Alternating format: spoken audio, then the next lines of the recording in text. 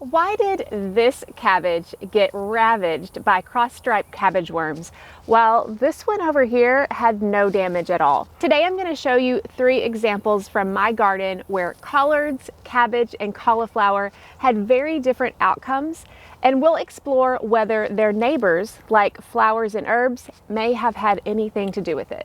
A quick background on this particular worm that I deal with in the fall in my garden in Arkansas. The cross-striped cabbage worm is one of the most destructive pests in the brassica family. It attacks cabbages, collards, cauliflower, broccoli, all sorts of brassica crops. And like the regular cabbage worm that you may see that is green, the adult moth lays clusters of eggs on the undersides of leaves, and once those caterpillars hatch, they feed in groups and can wipe out plants practically overnight. Because they're so aggressive, many gardeners look for ways to reduce pest pressure besides just hand picking or spraying.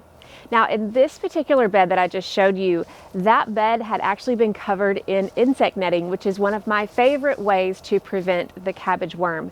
But I guess one of those adult moths was able to figure out a way to get underneath the netting, because it definitely attacked that particular cabbage, which we'll explore in a little bit. But what I found interesting was the cabbage that it did not attack. And not only did I notice this with my cabbage, but I noticed it in different plantings of collard greens and cauliflower, and I started noticing what was planted around it. I specifically noticed these things after many of you guys commented on a previous YouTube video where you were noticing what was around it, and that got me thinking. It got me thinking about the idea of companion planting and how it may or may not play a role in deterring or preventing pest outbreaks. Companion planting used in this way is essentially the thought that you use nearby flowers or herbs to mask the scent of the crop, to confuse the pest, or even to attract beneficial insects to help keep those pest insects in check. Now, this is a little bit controversial because there's not a whole lot of scientific evidence to support this use, but many times backyard gardeners like us start noticing things that make us question whether this is effective, even if there aren't large-scale studies to support it yet. With that in mind, let me show you what I've observed in my garden. So going back here to this bed, here we have cabbage planted with lots of different greens like arugula and mustard greens, and I have all of that companion planted here because I feel like that's a great companion plant. Cabbage will do really well next to all of these, and you can still pick them. They don't really compete with each other. The growing conditions in this whole bed have been the same.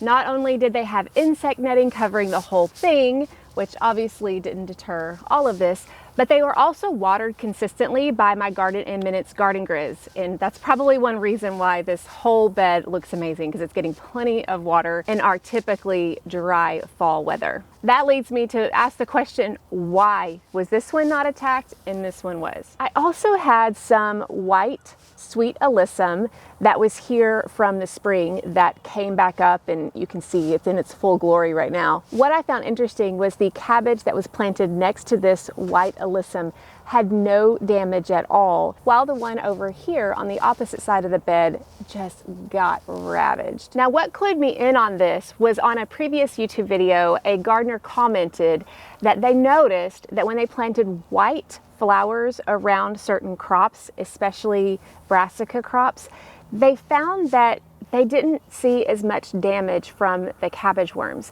And the thought is that the white flowers confuse the pest visually and deter egg laying. The thought was that maybe these cabbage butterflies are territorial, and if they see something else that's white, then they think it is a competitor, and then they don't lay their eggs near that. Now, I couldn't find any scientific studies proving that with these cross-striped cabbage worms, but what I do know is that alyssum is known for attracting beneficial insects like hoverflies. I see syrphid all over the place right now. I don't know if you can see these in the video, but they're great at attracting these hoverflies, parasitic wasps, any kind of predator insect, which could make a difference and could be attacking, eating these eggs, eating these worms before they had a chance to damage. So whether it's a matter of the alyssum deterring the white butterfly or attracting the predatory insects, or both, It's definitely an observation worth keeping an eye on and maybe testing further in my garden. Next, let's talk about my collard greens. I have 2 plantings and they are very different from one another. My collards that were planted here in the middle of this huge marigold bed has had 0 damage from the cabbage worms. But the ones that I grew in my green stalk where I didn't have any marigolds or any other flowers nearby were attacked pretty roughly. Marigolds are often said to repel pests, though most of the science backs their effect on soil nematodes, not caterpillars. Still, when planted in mass, they could mask brassica scents or provide cover for predators, like we mentioned before, that eat the caterpillars. Again, no firm science here, but definitely an interesting pattern. When I see that these collard greens are looking amazing with the only damage being maybe a little bit of grasshopper nibbling, and I compare it to the ones in my other part of my garden, it's really hard to wonder if there isn't a correlation here. And finally, we have my cauliflowers. I apologize for the shadows here. It may be a little bit hard to see, but I have some cauliflower planted on this end of the bed and cauliflower planted on this. This cauliflower over here that was planted next to zinnias and near my echinacea flowers, it was completely eaten by cabbage worms.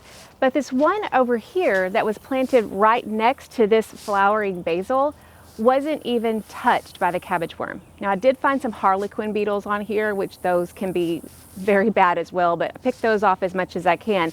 But you can tell a difference between these and the other one as far as not being affected by the cabbage worm. Now what could be the issue here?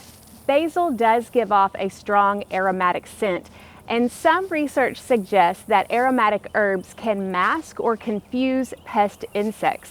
That might explain why the basil here seemed to protect better than the flowers did because of this aromatic effect. Of course, it could attract beneficial insects like the alyssum does as well. It's kind of hard to know, but still, it's just interesting observing one compared to the other.